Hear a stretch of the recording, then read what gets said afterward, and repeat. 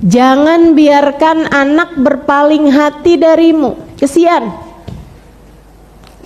Kenapa gitu? Karena Allah jadikan keridhoanmu sebagai keridhaan Allah kepada mereka. Jadi kamu harus jadi orang tua seperti yang katanya Nabi Muhammad. Nabi Muhammad pernah doakan rahmat. Ya Allah, rahmatilah para orang tua. Rahimallahu imra'an a'ana ala ibnihi libirrih. Kata Nabi Muhammad, ya Allah, rahmatilah para orang tua yang memudahkan anak untuk berbakti kepada dirinya. Jadi orang tua yang ngegampangin anak bakti sama dirinya, didoain dapat rahmat sama Allah Subhanahu wa taala. Orang tua yang nggak gampang nuntut, orang tua yang nggak gampang marahin anak, orang tua yang nggak keras sama anak, orang tua yang gampangin anak buat bakti sama dia gitu. Maka karenanya kamu jangan sampai jadi orang tua yang nuntut banyak-banyak hal sama anak-anakmu. Kamu, mama anggap belum bakti selagi kamu belum beliin mama rumah di Pondok Indah. Itu orang tua emak apa mafia? Jangan. Jadilah orang tua yang memudahkan anak berbakti padanya, gitu kan? Ada hal-hal yang memang harus kamu bela mati-matian, betul.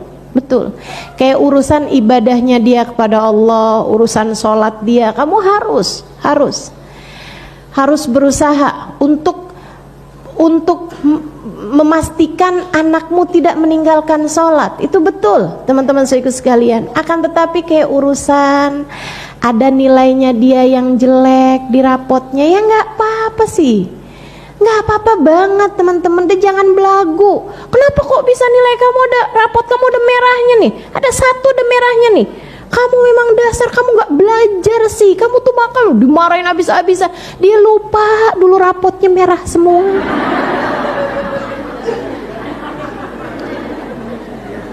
Ya ampun Bu, jangan sok-sokan deh. Ya kan saya nggak mau ustazah anak-anak jadi kayak saya. Ya tapi kan kesian anakmu gitu kan.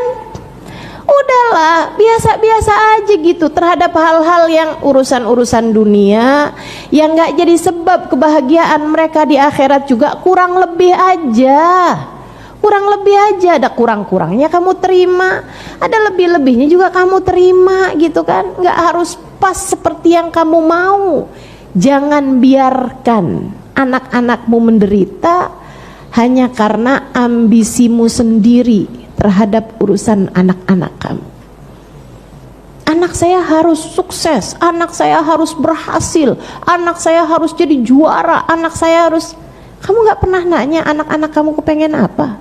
Itu kan kepengenan kamu, bukan kepengenan anak-anak kamu.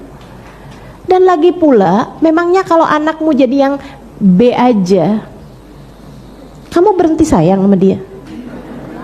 Kan enggak. Jangan sampai tuh kamu bilang sama anak kamu, kalau nanti rapot kamu jelek besok, mama nggak kenal lagi sama kamu. Besokannya habis dia ngambil rapot ternyata jelek beneran. Masuk dalam rumah ditanya sama mamahnya gitu kan, gimana rapot kamu nak? Kamu siapa ya? Beneran jadi nggak kenal sama ibunya. Ya Allah, ya Allah. Ayolah kita jadi anak yang benar sama orang tua kita jadi ibu yang benar sama anak-anak kita. Jangan biarkan hati orang tuamu ataupun hati anak-anakmu berpaling darimu. Insya terus doain, terus sambungin.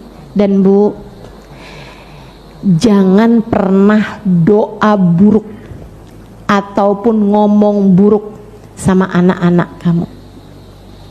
Ini sangat-sangat saya tekankan. Jangan pernah doain buruk. Bahkan jika kamu lagi kesel sekalipun sama anak kamu, lagi marah sekalipun sama anak kamu, jangan pernah keluar doa buruk mendoakan mereka. doakan anakmu, jangan. Kenapa gitu? Nanti kalau sesuatu yang buruk tersebut terjadi, yang nyesel juga kamu. Betul gak?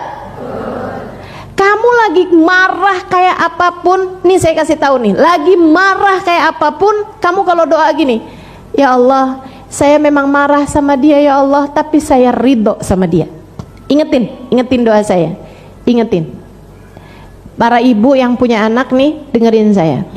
Kalau kamu lagi marah sama anak kamu, semarah apapun, doanya gini aja, ya Allah, saya memang marah sama dia ya Allah, saya memang kesel sama dia ya Allah, tapi saya ridho kepadanya, maka ridhoilah dia ya Allah. Bukankah engkau mengatakan ridhomu terletak pada keridhoan orang tua? Ya Allah, aku ridho kepadanya, maka ridhoilah dia ya Allah. Ampuni dosa-dosanya, bimbing dia menjadi anak yang berbakti kepadamu ya Allah, taat padamu, taat kepada Rasulmu. Dah gitu aja doanya. Kenapa gitu? Sebab selagi kamu masih ridho sama anak kamu, Allah akan ridho. Kalau Allah ridho, semakin Allah ridho, dia akan semakin soleh. Semakin Allah ridho, dia akan semakin solehah. Semakin Allah ridho, dia akan semakin jauh dari dosa-dosa, semakin dekat dengan jalan ketaatan, semakin akan bertemu dengan orang-orang soleh dalam hidupnya, Bu. Tapi kalau ibu sampai keluar doa, ya Allah, saya marah sama anak saya, Allah, saya nggak ridho sama anak saya. Bu, kamu nggak ridho, Allah nggak ridho sama dia. Kalau seorang anak tidak diridhoi Allah, Allah hanya akan biarkan dia semakin tersesat dalam dosa-dosa, semakin tenggelam dalam keburukan-keburukan. Nantinya bakalan kumpulnya sama orang jelek-jelek, kumpulnya sama orang-orang yang akhlaknya nggak baik, kumpulnya sama orang yang nggak bener. Kenapa? Karena kamu nggak ridho sama dia. Kamu nggak ridho sama dia, Allah nggak ridho kepadanya. Jelas?